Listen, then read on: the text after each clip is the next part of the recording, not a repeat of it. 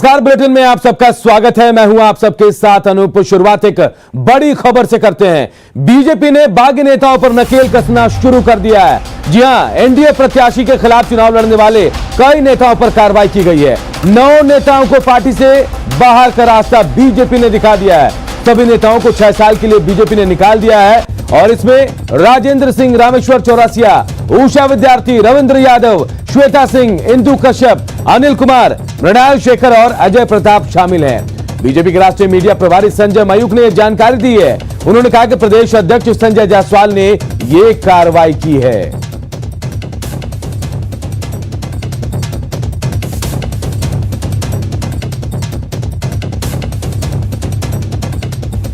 तो देखिए, बड़ी खबर हम आपको बता रहे हैं। बीजेपी ने बागी नेताओं पर नकेल कसना शुरू कर दिया। 9 नेताओं को बीजेपी ने पार्टी से बाहर का रास्ता दिखा दिया है। एनडीए प्रत्याशी के खिलाफ चुनाव लड़ने पर यह कार्रवाई बीजेपी की तरफ से की गई है। बीजेपी के बागी नेताओं पर कार्रवाई का जेडीयू ने स्वागत किया है। जेडीयू ने कहा कि एनडीए की चारों पार्टियां एकजुट होकर चुनाव लड़ रही हैं। बागी उम्मीदवारों के लड़ने से कंफ्यूजन की स्थिति थी। कार्रवाई के बाद अब सब साफ हो जाएगा।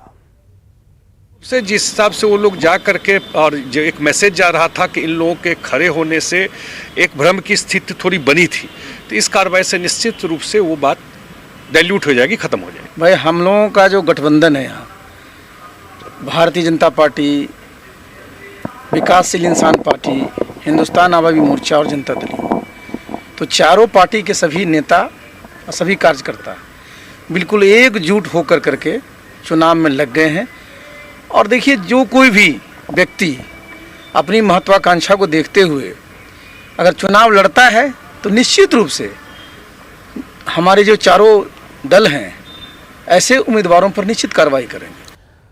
और समझते हैं कि बागियों पे कार्रवाई का क्या असर होगा, जरा इसे समझते हैं। जेडीयू बीजेपी के बीच गठबंधन के बाद इन्हें मौका नहीं मिला तो ये तमाम नेता बागी हो गए। कई ऐसे नेता हैं जिन्होंने दूसरे दलों से नामांकन किया। कार्यकर्ताओं के पास इसका गलत मैसेज जा रहा था, वो कंफ्यूजन की स्थिति में थे। ऐसे में बीजेपी ने बागियों पर कार्रवाई कर साफ संदेश दिया। मतलब साफ है कि एनडीए का विरोध करने वाले अलग रास्ता देख ले, पार्टी ने उन्हें बाहर का रास्ता दिखा दिया है। बढ़ते आगे, मुख्यमंत्री नीतीश कुमार ने अपने चुनाव अभियान की शुरुआत कर दी है। पटना के जेडीयू कार्यालय से जनता को वर्चुअल रैली के जरिए उन्होंने संबोधित किया। 2 दिन में 35 विधानसभा क्षेत्रों में कॉन्फ्रेंसिंग का आयोजन किया गया है और आज 6 जिलों के 11 विधानसभा क्षेत्रों में संवाद का आयोजन किया गया है। इसमें अमरपुर, दौरैया, बेलहर, तारापुर, जमालपुर, सूर्यगढ़ा, शेखपुरा, बरबीघा, नवादा, सुल्तानगंज और गोविंदपुर के लोगों से मुख्यमंत्री ने संवाद किया। इस दौरान नीतीश कुमार ने कहा कि जनता की सेवा करना ही उनका धर्म है। लालू राबड़ी पर हमला बोलते हुए नीतीश कुमार ने कहा कि 15 साल पति पत्नी ने बिहार पर राज किया, तब इलाज के लिए बिहार में कोई व्यवस्था नहीं थी। अब 1 महीने में औसतन 10,000 लोग प्राथमिक स्वास्थ्य केंद्र में इलाज कराने जाते हैं। तेजस्वी के नौकरी के वादे पर नीतीश कुमार ने तंज भी कसा। और जितना तेजी से रोजगार के लिए और हर प्रकार से हम लोगों ने काम किया है, अब कोई बोलता है कि हम इतना दे देंगे, ये भला बताइए।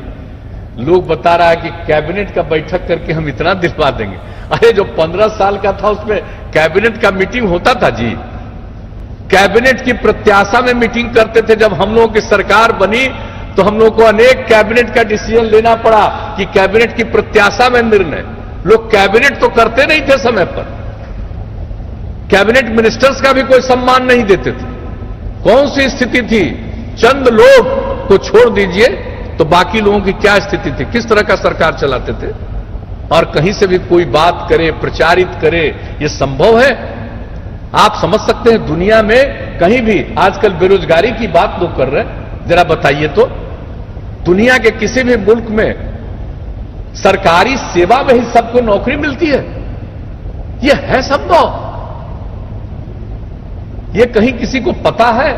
लेकिन इस तरह की बात करेंगे, इसलिए हम लोगों को कहेंगे सचेत रहिए।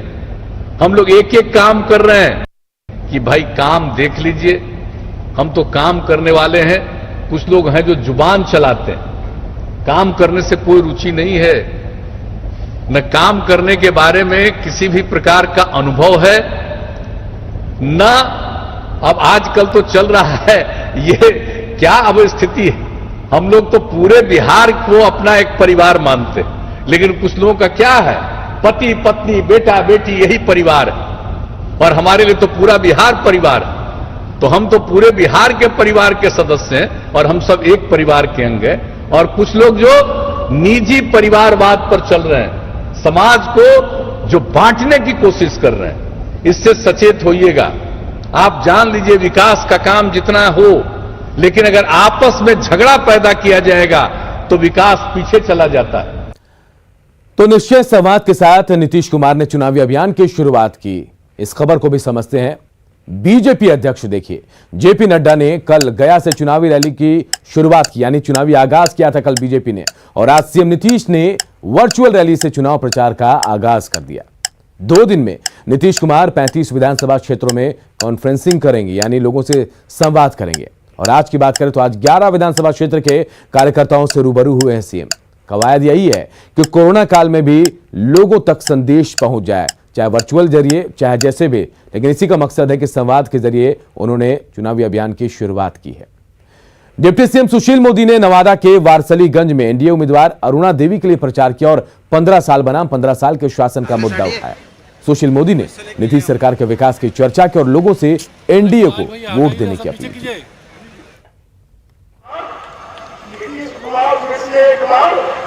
नरेंद्र मोदी के आशीर्वाद से बिहार के मुख्यमंत्री बनेंगे, भाजपा नेतृत्व की सरकार बनेगी, और जो बचाव का काम है उसको 1 साल के अंदर हम पूरा करने का काम करेंगे।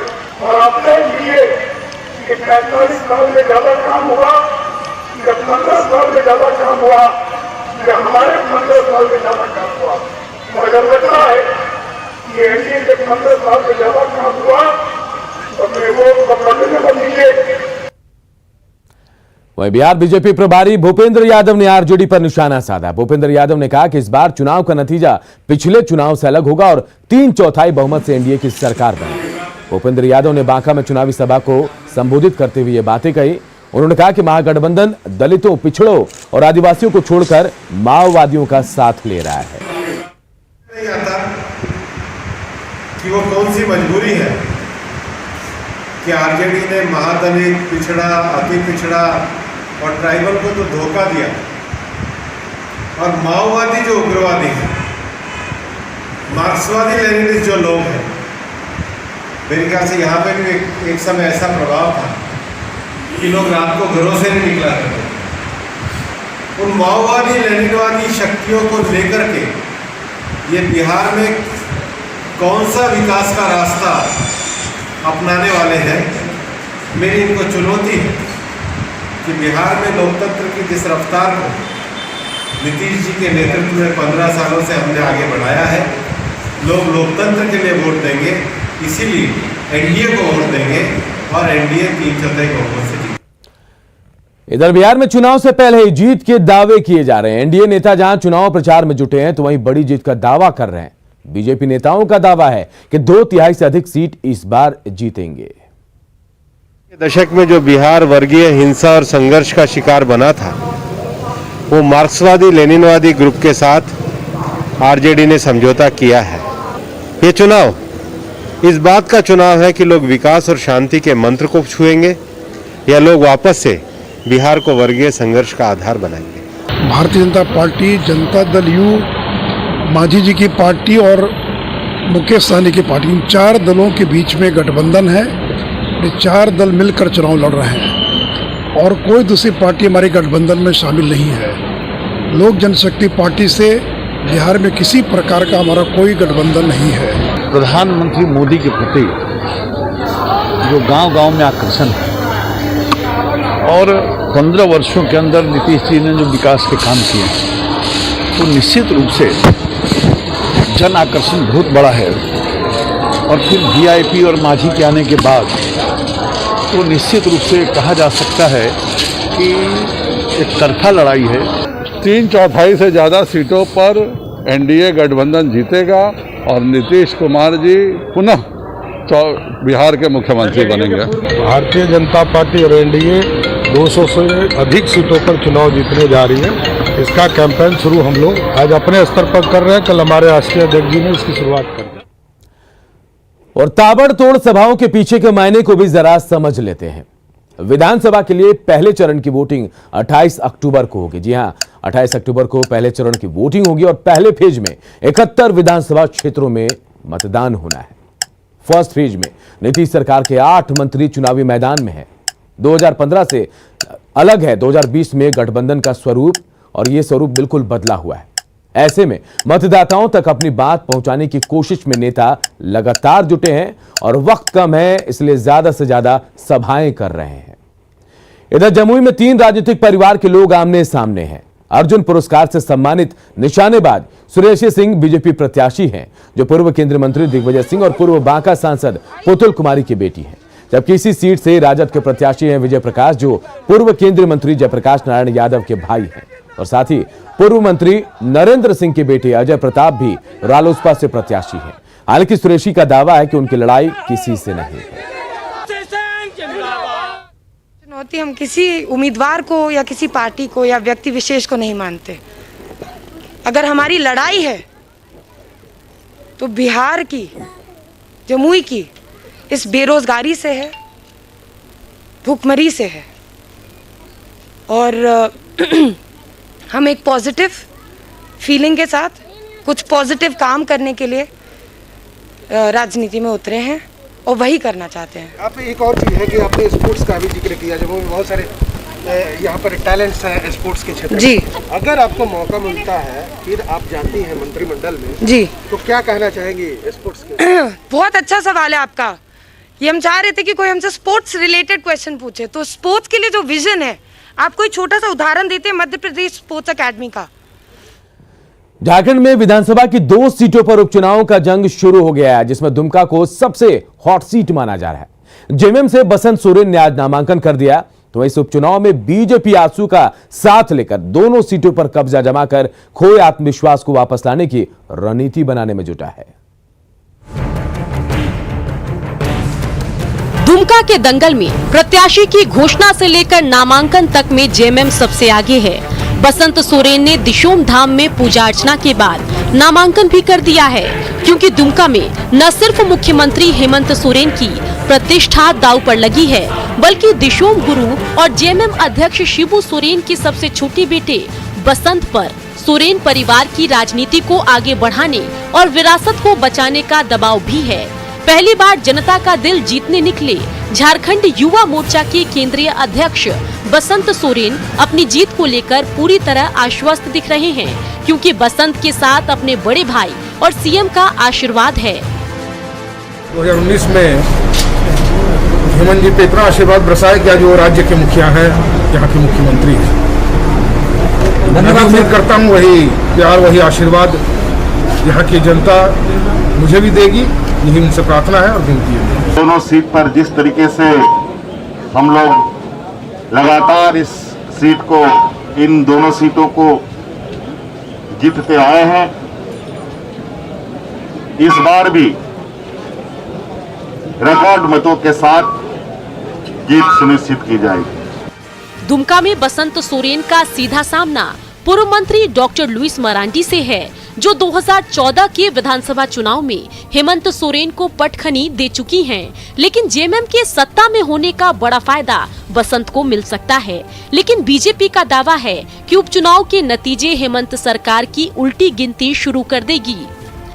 ये जो लुटेरी सरकार है, इसको हम सब लोग यहाँ से उखाड़ करके जनता फेंकेगी, और उसकी शुरुआत बेरमो और दुमका विधानसभा के उपचुनाव से जनता को शुरुआत करेगी। दूसरी सीट बेरमो में भी कांग्रेस का ही कब्जा था, लेकिन बीजेपी इस उपचुनाव में बाजी मार ले जाने का दावा कर रही है और यहाँ से 2 बार के विधायक रह चुके योगेश्वर महतो बाटुल को चुनाव मैदान में उतारा है।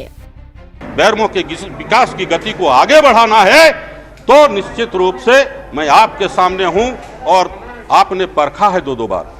उपचुनाव में दोनों सीटों पर कब्जा जमाने के लिए बीजेपी ने आजसू को साथ लिया है और साझा रणनीति के तहत आगे बढ़ने का ऐलान भी कर दिया है। बीजेपी को भरोसा है कि पिछले 10 महीने में जनता हेमंत सरकार की वादा खिलाफी और खराब विधि व्यवस्था से त्रस्त आ चुकी है। सरकार आदिवासी विरोधी, किसान विरोधी, मजदूर विरोधी, जन विरोधी सरकार के खिलाफ जनता की अभिव्यक्ति को ये गठबंधन समाज के बीच में ला करके चुनाव जीतने का काम करेगा। आदरणीय वाटूल जी के नेतृत्व में बेरमो और बेरमो की जनता का एक विश्वास, हम लोग 3 तारीख को जीतेंगे और फिर बेरमो प्रगति के उस पथ पर स्वस्थ और आगे बढ़ेगा। उपचुनाव में दुमका हॉट सीट है, क्योंकि एक तरफ जहां हेमंत सोरेन के इस्तीफे के बाद अब उनके छोटे भाई जेएमएम का कब्जा बरकरार रखने के इरादे से उतरे हैं, तो बीजेपी दोबारा दुमका का दिल जीतकर सरकार से आंख में आंख डालकर बात करने का सपना देख रही है। न्यूज़ 18 के लिए दुमका से पंचम के साथ ब्यूरो रिपोर्ट।